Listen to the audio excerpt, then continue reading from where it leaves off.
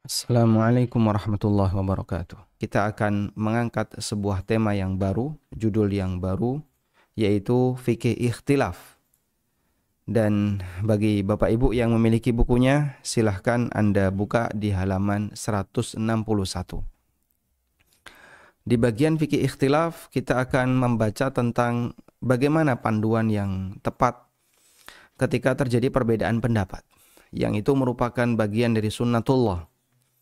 Kita tahu bahwa perbedaan pendapat itu sudah ada sebelum kita lahir. Perbedaan pendapat itu sudah ada sebelum kita hadir di muka bumi. Sehingga kalau kemudian Anda atau kita tidak mau dengan keberadaan itu, berarti menolak sebuah realita. Maka yang lebih penting di sini bukanlah menghilangkan perbedaan pendapat, sebab itu bagian yang tidak mungkin bisa kita lakukan. Namun yang lebih penting adalah kita memikirkan bagaimana cara menyikapi perbedaan pendapat dengan benar. Baik, kita langsung menuju bukunya. Silakan Anda buka di halaman 161 ya, tentang fikih ikhtilaf. Sebelumnya kita akan menjelaskan tentang istilah khilaf dan ikhtilaf. Apa perbedaan antara istilah khilaf dan ikhtilaf? Para ahli bahasa berbeda pendapat apakah kedua kata ini, yaitu khilaf dan ikhtilaf, maknanya berbeda, ataukah dua kata yang sinonim? Apakah kedua kata ini maknanya berbeda, ataukah dua kata yang sinonim, yang maknanya sama? Sebagian ulama membedakan antara dua istilah ini. Di antaranya adalah Abul Baqa Al-Kafawi dalam Al-Kulliyat. Di halaman 61, beliau membedakan antara khilaf dengan ikhtilaf. Di mana beliau menyebutkan ikhtilaf adalah perbedaan yang didasari dengan dalil. Sedangkan khilaf adalah perbedaan yang tidak didasari dengan dalil. Kemudian yang kedua, ikhtilaf sebagai pengaruh dari rahmat. Sedangkan khilaf terjadi karena pengaruh bid'ah. Ini keterangan Abul Baqa Al-Kafawi dalam Al-Kulliyat ketika beliau membedakan antara ikhtilaf dengan khilaf. Selanjutnya, sebagian ulama menganggap bahwa istilah khilaf dan ikhtilaf adalah dua kata yang sinonim, yang memiliki makna yang sama. Dengan catatan, perlu dibedakan antara berbeda dengan bertentangan. Tolong bedakan antara berbeda dengan bertentangan. Tidak semua yang berbeda itu bertentangan, tetapi semua yang bertentangan pasti berbeda. Hijau dengan kuning adalah dua warna yang berbeda, tapi tidak saling bertentangan. Adapun hitam dengan putih adalah warna yang berbeda sekaligus bertentangan.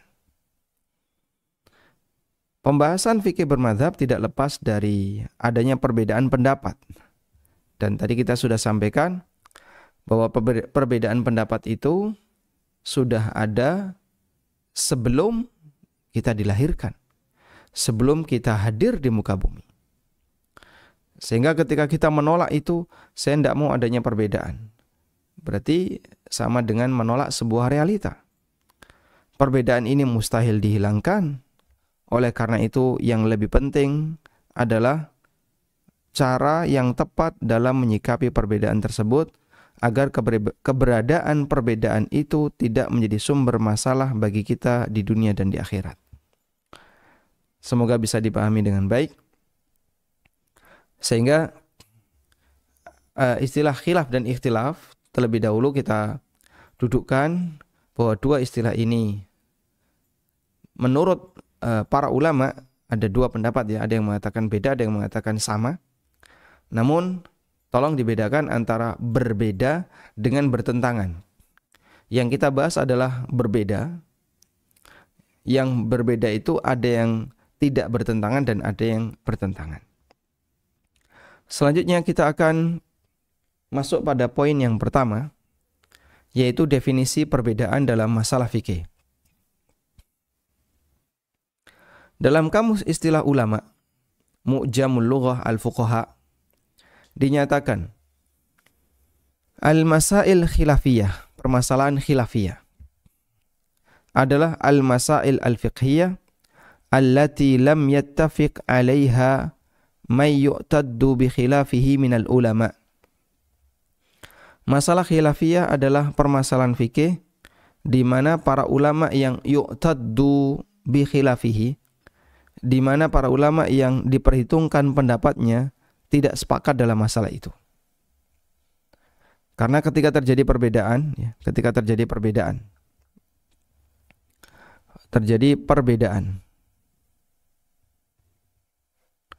dalam masalah tertentu,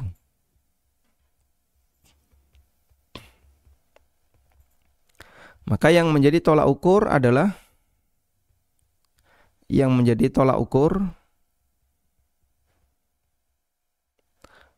siapa? Orang yang berwenang dalam berpendapat. Orang yang berwenang dalam berpendapat. Sehingga tidak semuanya berwenang untuk menyatakan pendapat. Maka misalnya di sini ada dokter 1, ada dokter 2, ada dokter 3. Lalu di sini ada satu yang terakhir. Apa itu? Misalnya tukang. Menurut dokter 1, ini 3 dokter dan 1 tukang, mereka berbeda pendapat dalam menangani COVID. Menurut dokter 1, COVID itu ditangani dengan A. Menurut dokter 2, COVID itu ditangani dengan B. Menurut dokter 3, COVID ditangani dengan C. Menurut Pak Tukang, dokter ditangani dengan D, COVID ditangani dengan D. Misalnya begini ya. Yang lebih tepat, kita menyebut ada 3 pendapat atau 4 pendapat? Kita menyebut ada 3 pendapat atau 4 pendapat? Jawabannya 3 pendapat. Kenapa 3 pendapat? Ini kan ada A, B, C, D. Masalahnya yang terakhir ini bukan dokter. Beliau tukang. Sehingga karena beliau tukang, maka pendapat beliau dalam masalah ini tidak bisa disejajarkan dengan pendapatnya dokter 1, dokter 2, dokter 3. Orang yang dianggap pendapatnya dan berwenang berpendapat dalam perselisihan ini adalah ahlinya.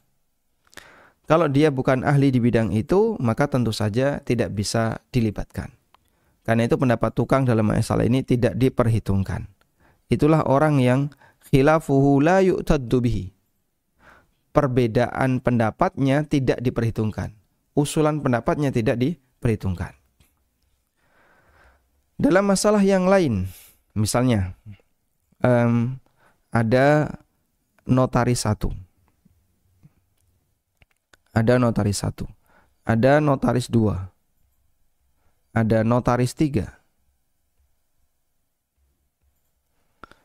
Lalu yang terakhir di sini ada kuli. Gitu ya. Dari 3 notaris ini mereka berbeda pendapat mengenai teknis pemecahan lahan. Ya. Menurut notaris 1, ini bisa diselesaikan dengan cara P. Menurut notaris 2 diselesaikan dengan cara Q. Notaris 3 diselesaikan dengan cara R. Kata Pak Kuli, enggak, salah, harusnya pakai S. Baik. Dalam masalah ini, ketika terjadi perbedaan pendapat mengenai teknis pecah tanah, pendapat siapakah yang dianggap? Notaris, Pak. Kenapa? Dia yang lebih ahli dalam bidang itu. Baik. Ini ada satu pendapat terakhir nih. PQRS ini ada 4 nih. Ini nggak dianggap toh, Pak. Kenapa? Kuli. Dia bukan ahlinya. Nggak punya wewenang dia berpendapat. Sehingga dia mau ngomong nggak dihitung. Baik. Gunakan pendekatan yang sama untuk urusan agama. Gunakan pendekatan yang sama untuk urusan agama. Maka di sini ada ulama 1, ada ulama 2, ada ulama 3. Lalu di sini ada preman.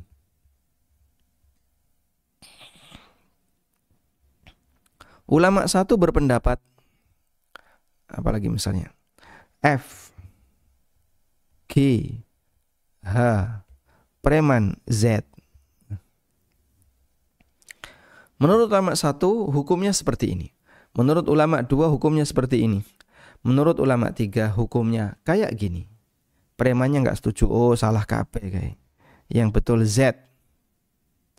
Berarti sebenarnya ada berapa pendapat? 3. Ini ada preman yang ikut berpendapat. Ya preman ikut berpendapat dalam masalah agama. Dia siapa? Sehingga keberadaan preman yang bicara dalam masalah agama ini nggak diperhitungkan. Sebab dia bukan ulama. Oh enggak mak, ini preman ulama, ulama preman. Ya nanti enggak diketawain orang ya. Tentu kita bisa membedakan antara preman dengan ulama.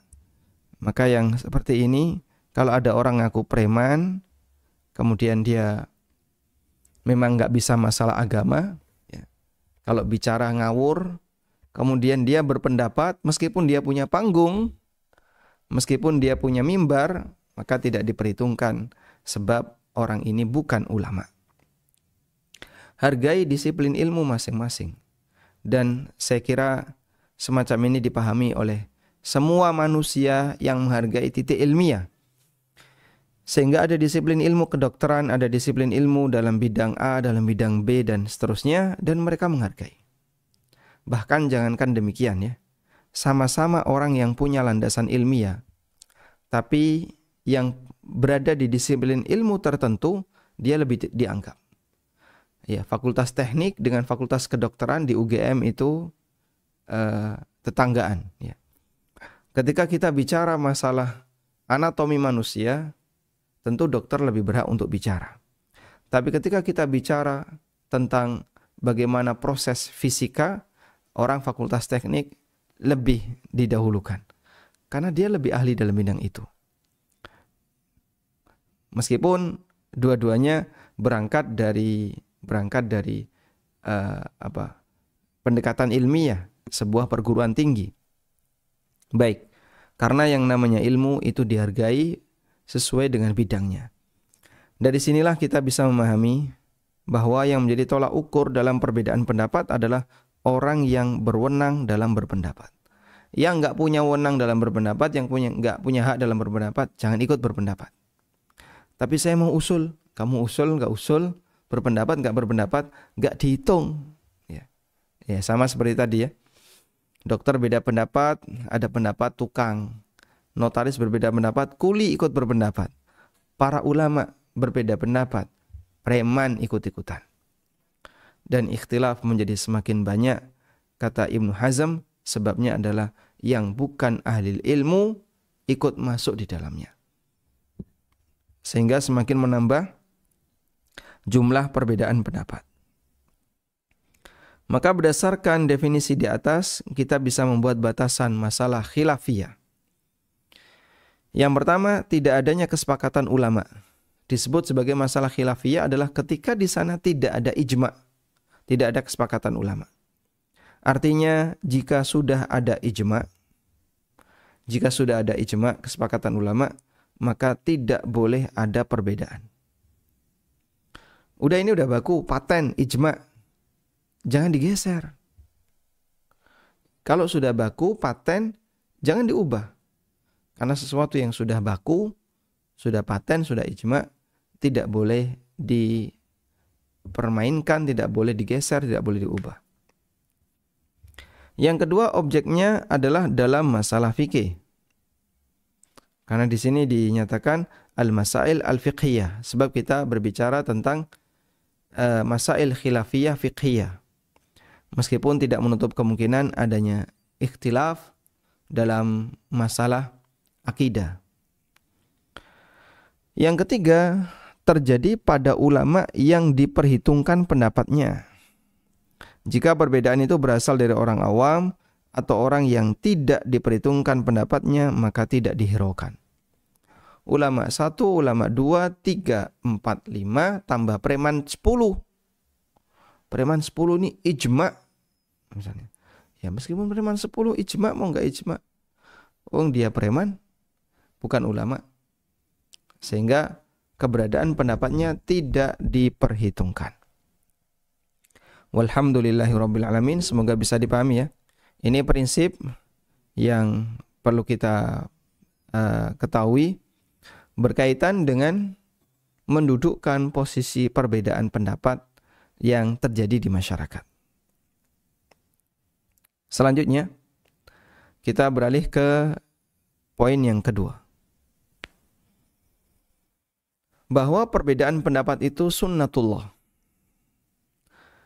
Kita sebut sebagai sunnatullah artinya bagian dari takdir Allah yang ada di muka bumi ini dan manusia tidak bisa menghilangkannya. Sebelum Nabi SAW wafat, beliau pernah mengingatkan bahwa sepeninggal beliau akan terjadi banyak sekali perselisihan di tengah kaum muslimin, di tengah manusia. Siapapun yang hidup pasca wafat beliau akan menjumpai perbedaan pendapat itu. Dalam hadis dari Irbad bin Sariyah radhiyallahu anhu disebutkan bahwa Nabi SAW pernah memberikan nasihat yang cukup menyentuh. Sampai dikatakan dzarifat minhal uyun wa wajilat minhal qulub. Hati kami tersentuh, air mata kami menetes keluar. Lalu sahabat mengatakan kepada beliau, "Ya Rasulullah, ka'annaha mau'izatu muwaddi'."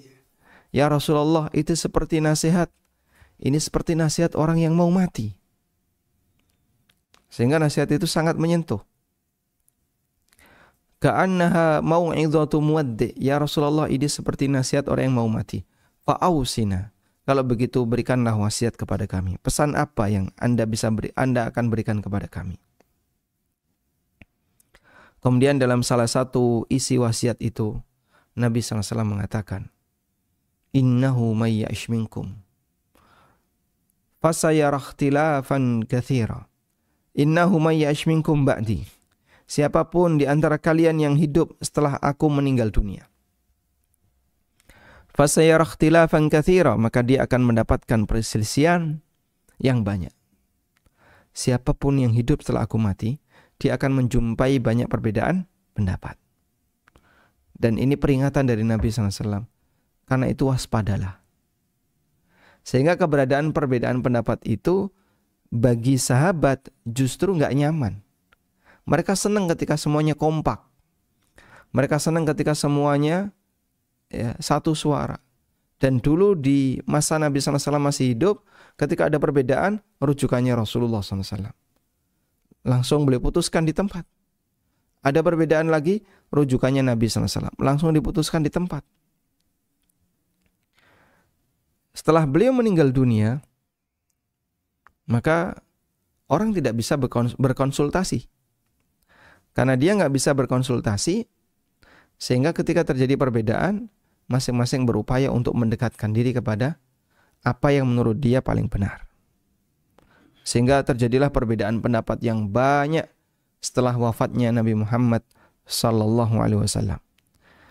Itu baru di zaman sahabat. Berarti semakin jauh dari zaman sahabat, dari zaman Nabi SAW, semakin banyak. Betul, karena perbedaan itu selalu bercabang. Cabang, nanti bercabang lagi, dan seterusnya. Sampai berapa Pak? Wallahu a'lam. Sehingga semakin jauh dari zaman Nabi sallallahu alaihi wasallam, perselisihan di antara manusia akan semakin banyak, dan itu menjadi sumber perpecahan dan permusuhan di antara mereka. Nabi sallallahu alaihi wasallam pernah bersabda, "La taqumus sa'ah hatta yuqbadal ilmu wa takthura az-zalazil wa yataqarab az-zaman wa tadhhar al-fitan." Tidak akan terjadi kiamat hingga ilmu itu dicabut Dan dicabutnya ilmu dengan cara apa? Dimatikan ulama. Innallaha la yaqbidul ilma intiza'an, la yantazi'ul ilma intiza'an. Allah tidak mencabut ilmu itu dengan cara langsung dicabut, tidak. Walakin yaqbidul ilma biqabdil ulama. Tapi Allah mencabut ilmu dengan diwafatkannya ulama.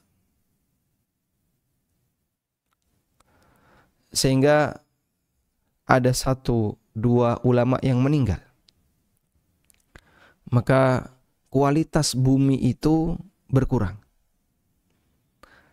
Karena bumi itu bagus ketika dihiasi dengan ilmu.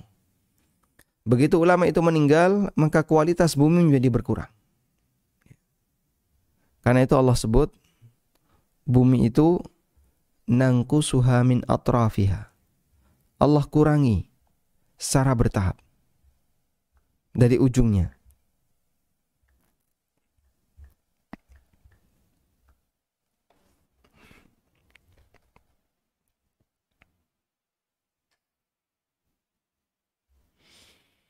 Di surat Ar-Ra'du ayat 41,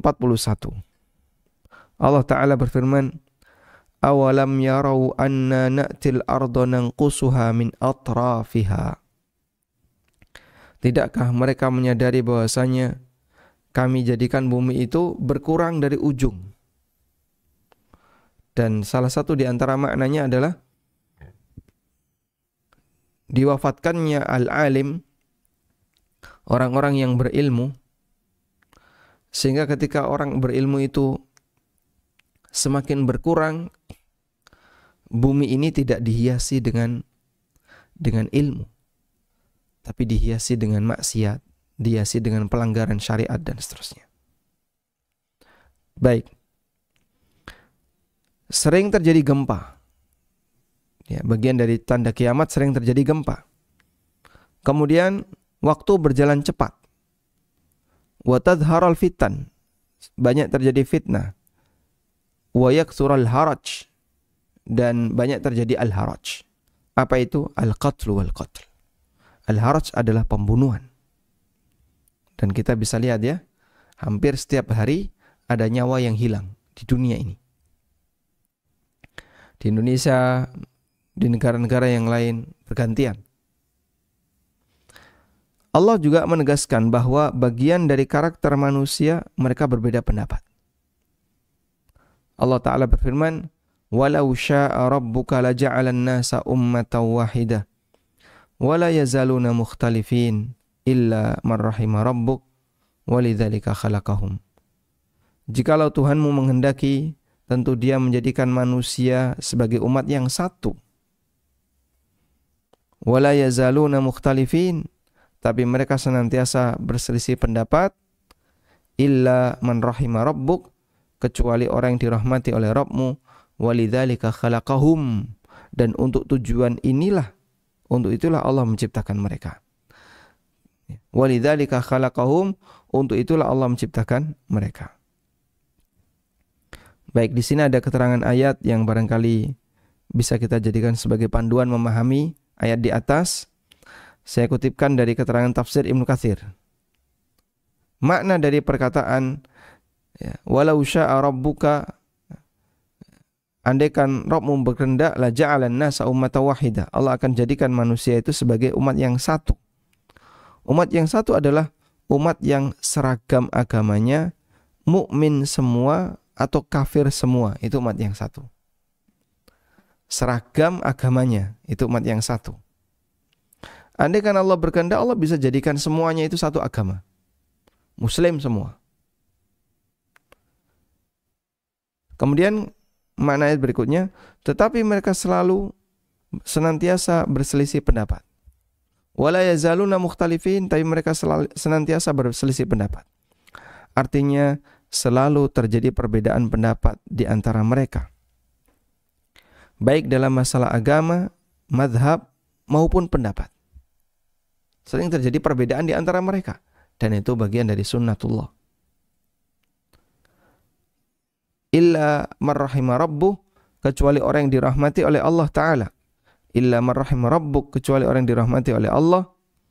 Ya, kecuali orang yang dirahmati oleh Allah, yaitu mereka yang mengikuti Rasul dan berkomitmen dengan ajarannya.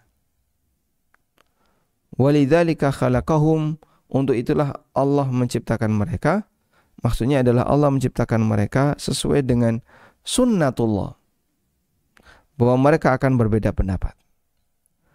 Karena itu Hasan Al-Basri rahimahullah mengatakan, walil ikhtilafi khalaqahum, Allah ciptakan mereka untuk berbeda pendapat. Ya. Meskipun ini bukan tujuan asasi ketika manusia diciptakan. Tujuan asasinya adalah untuk beribadah. Namun dalam posisi ini Allah telah menetapkan sunnahnya, bagian dari sunnatullah, bahwa siapa yang hidup di muka bumi ini setelah wafatnya Nabi Muhammad SAW pasti akan terjadi perbedaan pendapat. Dan itu menunjukkan lemahnya manusia, karena mereka sendiri nggak bisa menyatukan pendapatnya. Setelah memahami keterangan di atas, kita bisa membuat beberapa kesimpulan. Yang pertama, bahwa adanya perbedaan di tengah umat manusia merupakan sunnatullah yang pasti terjadi, sehingga tidak bisa dihindari. Tidak bisa dihindari. Yang kedua, menyatukan manusia ke dalam satu agama, apalagi satu mazhab, apalagi satu pendapat, tidak mungkin bisa dilakukan. Mustahil. Saya ingin semua umat bersatu, tidak mungkin. Adanya justru orang ini jadi ngerusak. Keberadaan perbedaan pendapat adalah masalah kauni, takdir alam. Artinya masalah ini tidak bisa dijadikan sebagai alasan pembenar untuk perbedaan pendapat, karena Nabi SAW hanya menyebutkan kejadian pada akhir zaman, bukan membenarkan kejadian di akhir zaman. Kita ulang, bahwa Nabi SAW hanyalah menjelaskan tentang kejadian di akhir zaman, dan bukan merekomendasikan untuk kita hanyut dengan kejadian di akhir zaman. Dua hal yang berbeda. Karena itu ketika beliau menyampaikan besok akan ada ini, ada ini, ada ini, bukan berarti apa yang beliau sampaikan itu semuanya benar. Semuanya dalam arti positif. Besok akan ada Dajjal. Ya benar, akan ada Dajjal. Tapi kita tahu bahwasanya ini adalah ujian bagi umat manusia, dan banyak yang gagal. Selanjutnya, dengan menyadari adanya perbedaan pendapat di masyarakat, kita tidak mudah putus asa ketika menemukan hal yang berbeda dalam belajar agama. Dengan demikian halnya agar kita tidak putus asa ketika menghadapi pertentangan dalam berdakwah. Dan itu cukup sering terjadi. Sebagai contoh sederhana, pada waktu saya mau ngisi sebuah pengajian, maka takmir menyampaikan, jangan singgung masalah ikhtilaf. Maksudnya gimana, Pak? Perbedaan pendapat itu sudah ada di masa silam sebelum Bapak lahir. Khilaf itu sudah ada, tapi nggak usah disinggung. Nggak usah disinggung maksudnya gimana? Ya kalau misalnya membutuhkan untuk disinggung, gimana lagi? Jadi intinya ada orang yang ketakutan dengan itu, sampai dia itu nggak mau. Contoh yang lain, ada orang baru belajar agama, dia punya ketertarikan, terus dia belajar agama. Saat dia belajar agama, menjumpai ada perbedaan pendapat. Kata ustadz ini boleh, kata ustadz ini tidak boleh. Ini gimana sih? Bikin bingung aja. Udahlah, nggak usah belajar. Masya Allah, orang ini mau jadi orang bodoh selamanya. Maka butuh sabar. Iya, memang ada perbedaan pendapat. Terus gimana? Berarti kamu dituntut untuk mencari pendapat yang tepat agar kamu bisa bersikap dengan benar. Ya. Maka orang yang belajar butuh sabar, karena kalau dia nggak sabar, maka dia tidak akan bisa mendapatkan hasil secara maksimal. Wallahu ta'ala alam. Mungkin itu yang bisa kita sampaikan. Semoga bermanfaat. Dan insya Allah di pertemuan berikutnya kita akan membaca tentang macam-macam ikhtilaf, agar jangan sampai keliru ya. Ini ikhtilaf yang boleh atau tidak, ini ikhtilaf sudah sesuai sunnah atau tidak, insya Allah akan kita bahas di pertemuan berikutnya. Demikian, wassallallahu ala nabiyyina Muhammadin wa ala alihi wa sahbihi wasallam. Dengan semakin berkembangnya dakwah yang disampaikan melalui ANB Channel yang diisi oleh Ustadz Amin Nurbaid, Ustadz Wira Mandiri, Ustadz Ristian Ranil, Ustadz Amir As-Soronji, Ustadz Musa Jundana, Ustadz Muhammad Abu Rifai, dan para asatidzah Jogja lainnya, serta untuk meningkatkan pelayanan kepada kaum muslimin melalui Yayasan Amal Abadi Indonesia yang mengelola lembaga Indonesia Bersih Riba, tim perawat jenazah Al-Baki, konsultasi zakat dan waris. Insya Allah akan dibangun kantor dan studio ANB Channel yang representatif serta kantor Yayasan Amal Abadi Indonesia. Mari dukung dengan menginfakkan sebagian harta kita melalui Bank Syariah Indonesia atas nama Yayasan Amal Abadi Indonesia dengan nomor rekening 7441998877. Jazakumullah khairan wa barakallahu fikum. Alhamdulillahirrabbilalamin. Selanjutnya kami persilahkan bagi Anda yang mau bergabung. Ya, Assalamualaikum warahmatullahi wabarakatuh. Waalaikumsalam warahmatullahi wabarakatuh. Silakan Bapak.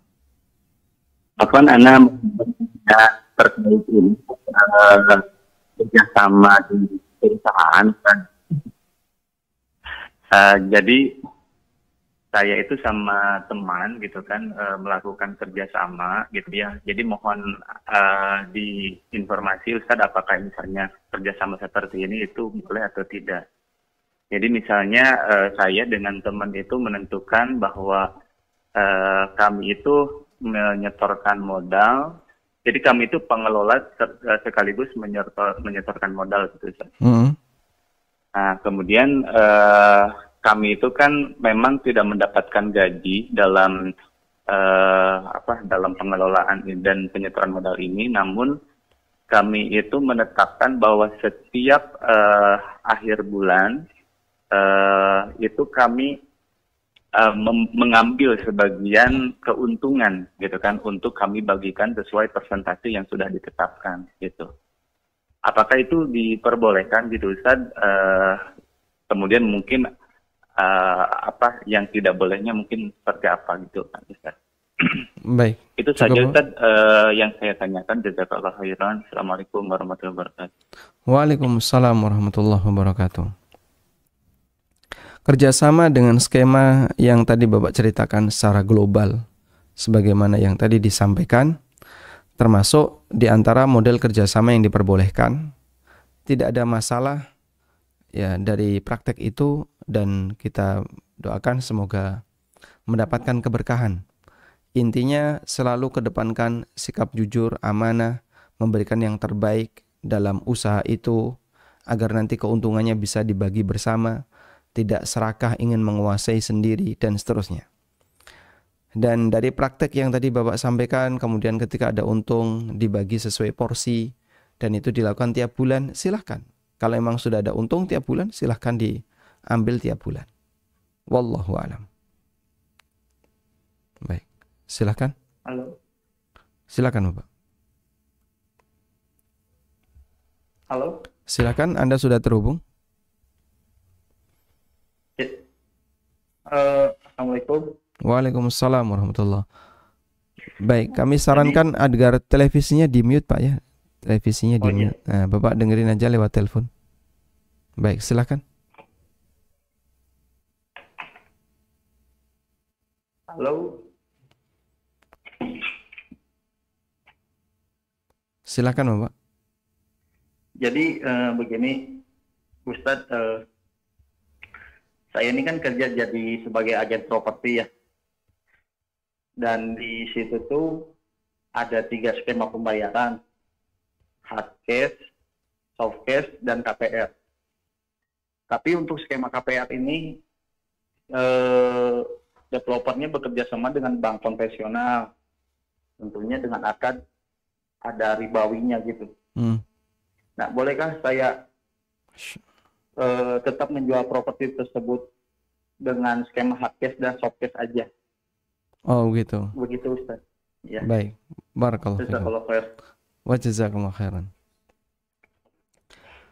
Baik, jika demikian realitanya, pada asalnya properti adalah barang mubah ya. Sehingga transaksi properti hukum asalnya diperbolehkan karena itu barang yang mubah. Selanjutnya berkaitan dengan teknis dalam transaksinya. Memang yang menjadi masalah kalau nilainya besar itu kadang orang kemudian melibatkan lembaga keuangan. Nah, yang tersedia di negara kita yang paling banyak adalah lembaga keuangan riba. Kemudian posisi Anda sebagai agen properti, broker, maka Anda berarti tidak boleh merekomendasikan untuk konsumen agar terlibat dalam lembaga keuangan ribawi. Karena itu dalam posisi ini, pilihan Bapak tadi sudah bagus ya. Bapak memilih untuk memasarkan yang sifatnya hard cash atau soft cash, insya Allah tidak masalah. Karena di situ kan berarti tidak melibatkan transaksi riba. Sehingga insya Allah silakan dilanjutkan. Dan apa yang Bapak lakukan ini sudah benar. Wallahu a'lam.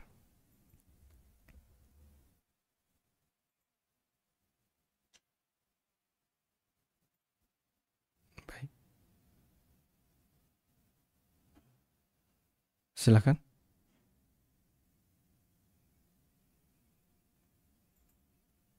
Kita bacakan pertanyaan dari WA, Ustaz.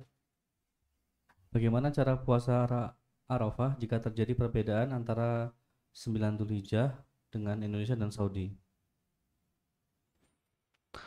Baik. Bagaimana cara puasa Arafah ketika terjadi perbedaan dalam penetapan tanggal 9 Dzulhijjah antara Indonesia dengan Saudi? Seperti yang kita tahu, selisih 1 hari. Saudi lebih dulu daripada Indonesia. Banyak orang yang kebingungan dalam memahami kenapa kok Saudi lebih dulu daripada Indonesia. Jadi kita mengakui bahwa perhitungan kalender Hijriah itu berdasarkan bulan. Makanya disebut dengan kalender Qamariyah.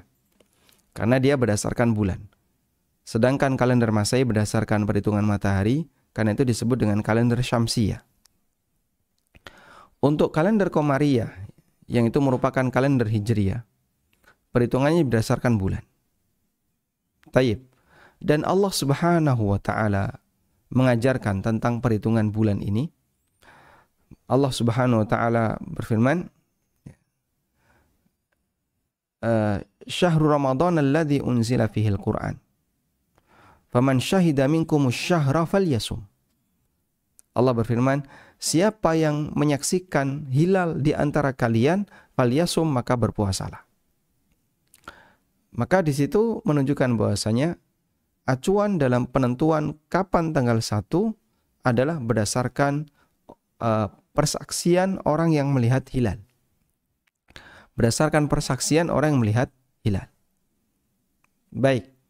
Dan persaksian orang yang melihat hilal itu melalui proses ru'yah. Sehingga ketika melalui proses ru'yah, maka di sebagian daerah hilal sudah terbit, di sebagian daerah yang lain hilal belum terbit. Baik. Semakin tua hilal, semakin tua itu berarti usianya semakin lama, maka peluang terlihat makin besar. Semakin tua, peluang terlihatnya makin besar. Semakin muda hilal, maka peluang terlihatnya semakin kecil. Indonesia berada di timur. Indonesia berada di timur. Sehingga saat di Indonesia, bisa jadi hilal itu masih cukup muda. Sehingga sangat kecil. Dan bahkan bisa jadi nggak terbit, nggak kelihatan. Ditunggu sekian jam lagi. Di Saudi, selisih dengan Indonesia kurang lebih 5 jam atau 4 jam. Selisih 4 jam. Ya, selisih 4 jam. Ketika selisih 4 jam, sampailah di Saudi, selisih 4 jam. Hilal itu sudah agak tinggi karena selisih 4 jam. Nah, karena sudah agak tinggi, berarti peluang terlihatnya hilal lebih besar. Maka di situ kadang di Indonesia belum kelihatan, di Saudi udah kelihatan. Nah, ketika di Saudi sudah kelihatan, maka pemerintah di sana menetapkan bahwasanya itu masuk tanggal. Sehingga mereka berhari raya, mereka menetapkan tanggal 1, mereka menetapkan tanggal 1 Ramadan sehingga berpuasa, tanggal 1 Syawal sehingga berhari raya dan seterusnya. Inilah ceritanya kenapa Saudi seringkali dalam berhari raya atau dalam puasa lebih dulu daripada Indonesia.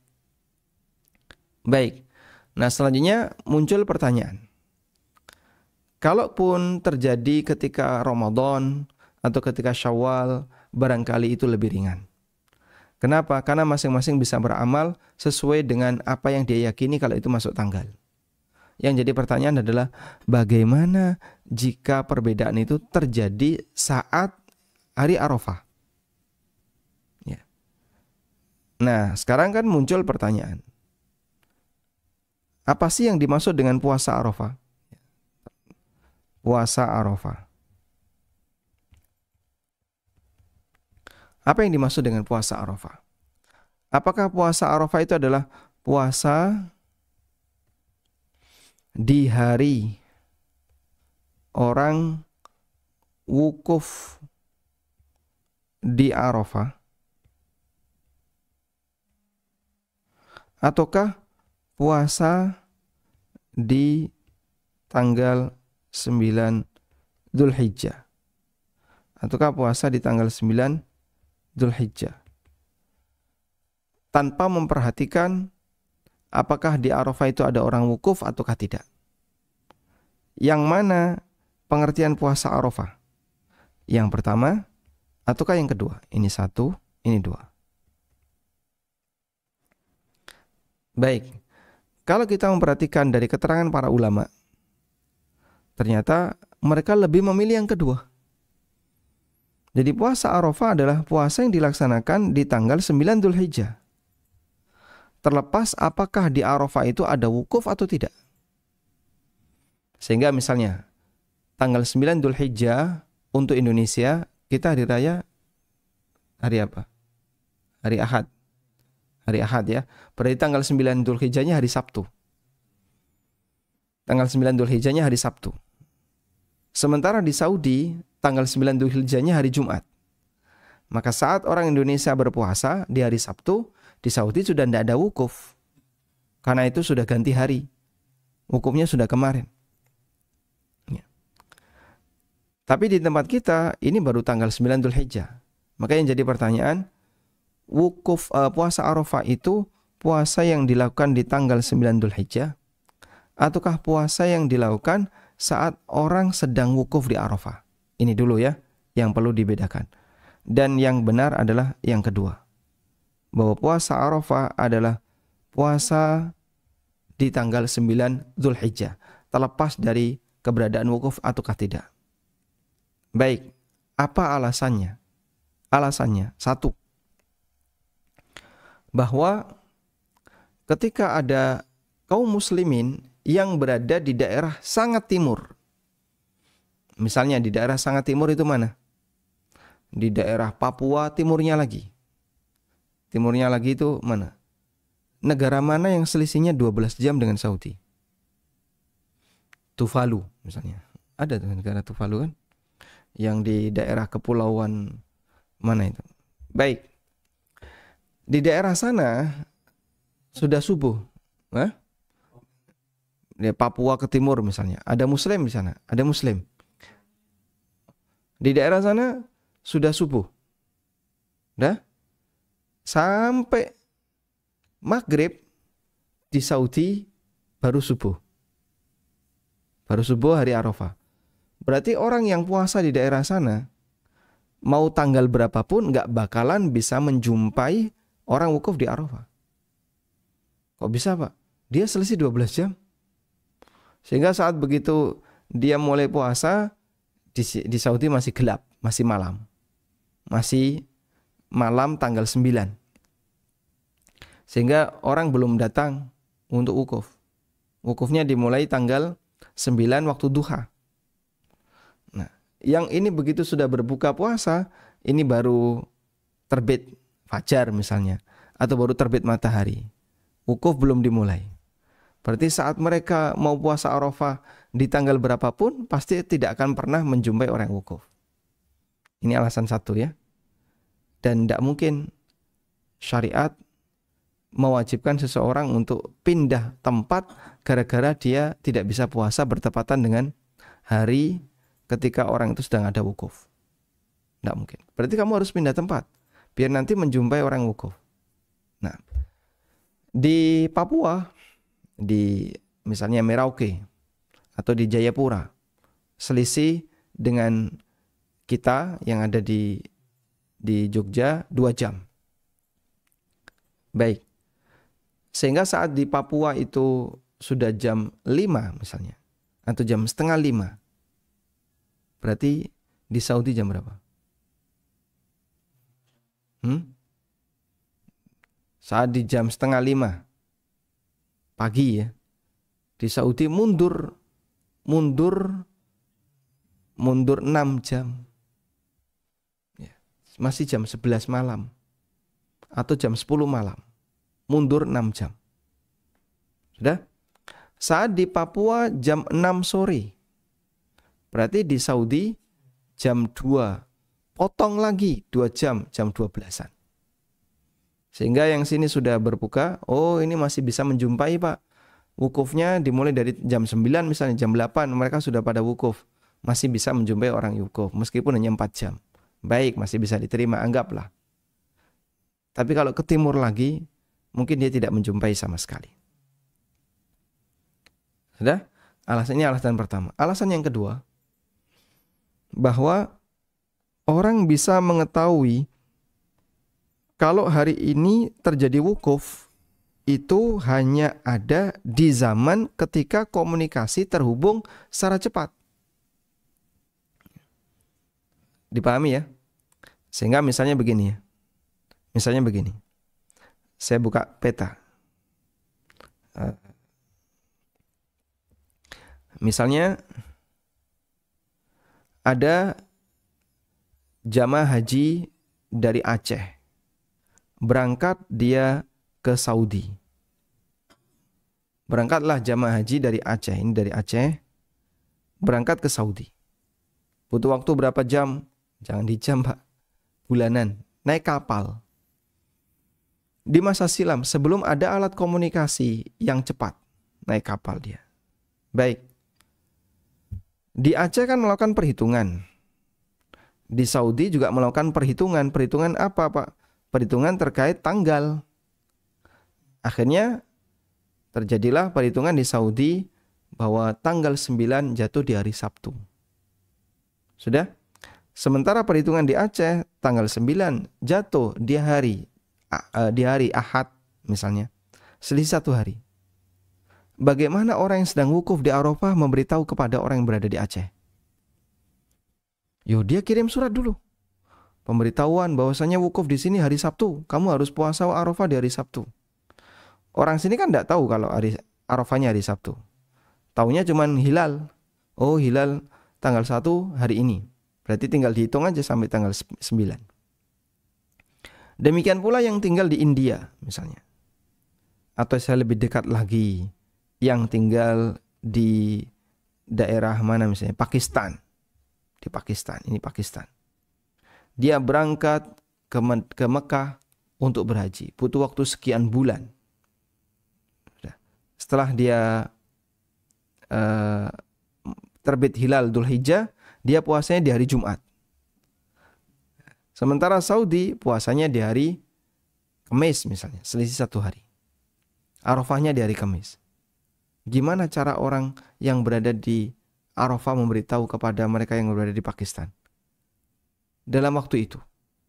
Tidak bisa Pak. Ya tidak bisa. Sehingga terus gimana? Ya mau tidak mau acuannya yang di Pakistan adalah mengikuti perhitungan hilal sendiri. Sebagaimana yang di Madinah nanti mengikuti perhitungan hilal sendiri, di Mekah juga sama. Nah terus kalau kayak gitu gimana? Bisa jadi peluang besar ada perbedaan apa? Penentuan hari Arafah. Peluang besar terjadi di masa itu. Dan mereka nggak bisa berkomunikasi. Update info gimana? Nggak bisa. Nah kalau tidak bisa kayak gitu terus gimana Pak? Mereka tetap menghitungnya sendiri-sendiri. Dan itu kondisi kaum muslimin di masa silam. Sebelum ada fasilitas komunikasi yang lancar, yang cepat. Maka Anda bisa bayangkan, andaikan orang yang puasa Arafah itu harus mengikuti kegiatan Arafah harus mengikuti kegiatan wukuf di Arafah, berarti ketentuan ini tidak berlaku untuk kaum muslimin yang hidup di masa silam. Ketentuan ini tidak berlaku untuk kaum muslimin yang hidup di masa silam. Gimana kaum muslimin yang hidup di masa silam bisa memahami itu? Tidak bisa Pak. Orang Indonesia di masa silam yang nggak punya alat komunikasi, tidak bisa dia. Orang Pakistan, India yang sudah ada Islam sejak masa silam, tidak bisa. Nah terus gimana? Mau nggak mau, mereka hanya bisa menggunakan acuan berdasarkan hilal. Nah, beda dengan sekarang kan, update-nya bisa kurang dari 1 detik. Bahkan karena langsung nelpon, udah ini udah wukuf, udah berarti hari ini puasa nih. Karena di sana wukuf. Itu informasi sekarang. Dulu pakai apa? Oh, mereka ngirim jin untuk pemberitahuan, ngirim angin untuk pemberitahuan. Tidak terjadi demikian. Makanya pendapat yang menegaskan bahwa puasa Arafah di Indonesia harus bertepatan dengan kaum muslimin melakukan kegiatan wukuf ketika di Saudi. Ini pendapat yang cukup jauh. Karena pendapat ini nanti akan gagal menjelaskan bagaimana kondisi masa silam ketika kaum muslimin tidak punya alat komunikasi. Nah, dari situlah kita bisa melihat realita yang dialami dalam sebuah riwayat berikut. Hadis riwayat Muslim. Disebutkan oleh Muslim dalam sahihnya. Dari Quraib, mantan budak Ibnu Abbas, bahwa Ummu Fadl bintul Harith menyuruh Quraib untuk menemui Muawiyah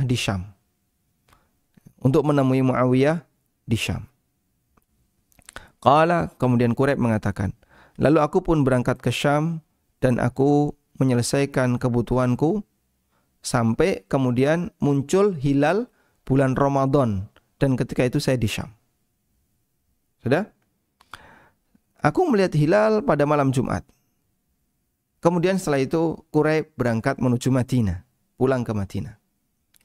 Dan Syam dengan Madinah selisihnya, Syam dengan Madinah, ini Syam, Syria, Lebanon, Yordan, ini Syam ya. Dengan Madinah ini di Madinah, di bawah. Perjalanan darat di masa silam antara Syam dengan Madinah butuh waktu 1 bulan. Baik. Sekarang kita lihat di sini ya. Lalu saya pulang ke Madinah fi akhir syahr, di akhir bulan. Setelah tiba di Madinah, Ibnu Abbas bertanya kepadaku. Lalu beliau menyinggung tentang masalah hilal. Faqala, Ibnu Abbas bertanya, "Mata ra'aitumul hilal?" Kapan kamu melihat hilal? Maka beliau menjawab, aku melihat di malam Jumat. Kemudian Ibnu Abbas bertanya lagi, "Anta ra'aitahu?" Betul kamu melihat hilal di malam Jumat? Faqultu na'am. Betul. Dan masyarakat juga melihat hilal di malam Jumat, maka mereka berpuasa dan Muawiyah sebagai khalifah juga berpuasa. Ketika itu Muawiyah sebagai penguasa Syam, penguasa kaum muslimin, bukan Syam ya, penguasa kaum muslimin, tapi ibu kotanya di Syam. Faqala, lalu Ibnu Abbas mengatakan, "Lakinna ra'ayna Lailatul Sabt." Kami yang ada di Madinah lihat hilalnya di malam Sabtu. Terjadi perbedaan melihat hilal. Yang di Syam di malam Jumat, yang di Madinah di malam Sabtu. Fala nazalu nasum, maka kami pun terus berpuasa sampai kami genapkan jadi 30 hari atau sampai kami melihat hilal. Sehingga puasa di Madinah 30 hari. Fakultu, maka Quraib bertanya, "Fala taktafi bi ru'yati Muawiyah wa siyamihi?" Kenapa kalian tidak ngikuti Muawiyah ru'yah dan puasanya Muawiyah? Puasanya di hari Jumat, kalian puasa di hari Sabtu, selisih sehari. Faqala, kemudian Ibnu Abbas mengatakan, "La, oh enggak. Hakadha amarana Rasulullah SAW. Seperti inilah yang diperintahkan oleh Rasulullah SAW. Baik, coba. Syam dengan Madinah komunikasinya pakai apa? Ngirim surat, Pak. Selisih sehari. Perjalanan berapa? 1 bulan. Kira-kira kalau di Mekah wukuf, di Syam belum tahu kalau itu tanggal 9, kalau itu hari wukuf. Kira-kira gimana? Di Mekah wukuf. Di Syam tidak tahu kalau di Mekah wukuf. Gimana cara orang Syam untuk berpuasa di hari Arafah? Jika disyaratkan harus bertepatan dengan orang wukuf. Tidak bisa. Bisanya hanya mengacu pada hilal. Oh, di Syam hilalnya terbit tanggal ini atau hari ini, berarti nanti 9 hari mereka puasa Arafah. Meskipun mereka tidak tahu apakah di Arafah itu ada orang wukuf atau tidak. Nah, itulah prinsip yang perlu dipahami, dan tidak mungkin Islam hanya berlaku bagi orang yang hidup di zaman modern. Terus di zaman masa silam gimana? Oh, mereka tidak bisa puasa Arafah gara-gara ini. Ini pendapat yang jadinya gagal menjelaskan kasus demikian. Jadi kalau kita mensyaratkan puasa Arafah harus bertepatan dengan orang wukuf di Arafah, pendapat ini akan gagal dalam menjelaskan kasus di masa silam ketika alat komunikasi tidak secepat sekarang. Lalu terjadi perbedaan. Yang ini hilalnya terbit hari Sabtu, yang ini hilalnya terbit hari Jumat sekarang. Coba gimana? Infonya gimana? Selisih 9 hari bisa? Tidak bisa. Maka ya ta'ayyan. Sehingga ini mengharuskan bahwa pendapat yang benar adalah pendapat yang mengatakan masing-masing mengikuti sesuai dengan posisi. Dan ini yang difatwakan oleh Imam Ibnu Utsaimin rahimahullah. Ketika beliau ditanya, apabila terjadi perbedaan hari Arafah sebagai turunan dari perbedaan tempat yang mukhtalifah, perbedaan posisi tempat yang berbeda-beda, yang beragam, ya, terkait terbitnya hilal. Apakah kita berpuasa dengan mengikuti ru'yah di masing-masing negara, ataukah kita berpuasa mengikuti ru'yah yang ada di Haramain, yang ada di Mekah dan Madinah? Fa'ajaba fadilatuhu, maka Syekh Ibnu Utsaimin menjawab, hadza yabni ala ikhtilafi ahli ilmi. Pendapat ini, perbedaan pendapat ini yubna, ya, dibangun di atas atau turunan dari perbedaan para ulama terkait hilal. Apakah hilal itu satu untuk seluruh dunia, ataukah boleh berbeda sesuai dengan perbedaan terbitnya hilal? Wassawab, pendapat yang benar adalah boleh berbeda sesuai dengan perbedaan terbitnya hilal. Sehingga kalau hilal sudah terlihat di Mekah dan di hari itu adalah hari 9, wa ru'yatu fi baladin akhar qabla Makkah biyaumin, sementara di negeri yang lain sebelum Mekah, maka hari Arafah menurut mereka yang berada di luar Mekah, misalnya di Mesir atau mana, bisa jadi adalah bertepatan dengan tanggal 10, ya, ketika berada di Mekah. Nah, sehingga di posisi ini, kata beliau, ya menyesuaikan sendiri-sendiri. Di Mesir hari apa? Hari Arafahnya, tanggal 9 Dzulhijjahnya. Di Saudi tanggal 9 Dzulhijjahnya hari apa? Di negara yang lain nanti hari apa? Bisa beda-beda. Ya, karena ini berkaitan dengan perbedaan terbitnya bulan. Wallahu a'lam. Semoga ini bisa dipahami dengan baik. Dan alasan yang lain adalah bahwa Nabi SAW berpuasa Arafah itu sejak beliau di Mekah. Beliau rutin. Baik, pada waktu beliau puasa Arafah, apakah di Arafah ada orang wukuf? Lalu beliau di Madinah, puasa Arafah juga. Dari awal-awal beliau di Madinah. Apakah di Arafah sudah ada wukuf? Hajinya Abu Bakar tahun 9 Dzulhijjah. Hajinya Rasulullah SAW tahun 10 Dzulhijjah. Tapi kan ada orang musyrikin yang haji, Pak, ketika itu. Betul. Ada orang musyrikin yang haji.